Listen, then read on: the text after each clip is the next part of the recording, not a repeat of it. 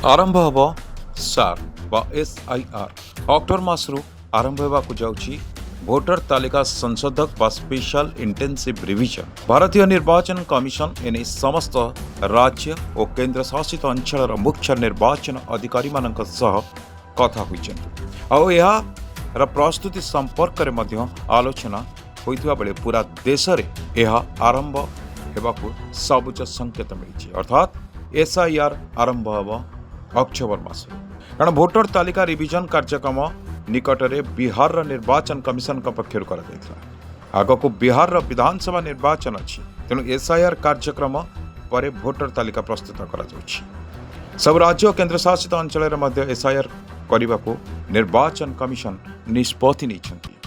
बिहार निर्वाचन शेष होगा पूर्व ही विधिवत भाव में पूरा देश में होगा एसआईआर कार्यक्रम तारीख घोषणा कर राज्य और केंद्र शासित अंचल निर्वाचन अधिकारी मानू बैठक में निर्वाचन कमिशन केवे सुधा एसआईआर आरंभ करने को प्रस्तुत हो पारे पचारि अधिकांश अधिकारी सेप्टेम्बर शेष सुधा तृणमूल स्तर आवश्यक काम शेष हो, अर्थात अक्टोबर मासरू आरंभ हो एसआईआर कार्यक्रम बोली संभावना रही। दीर्घ समय धरी चलता बैठक में फोकस संपूर्ण भाव में एसआईआर उपर रही। भोटर को चिन्हट केउं सब दस्तावेज दरकार तार गोटे तालिका प्रस्तुत करने को सीओ मान को कहुई। Bureau report news 16 Odia.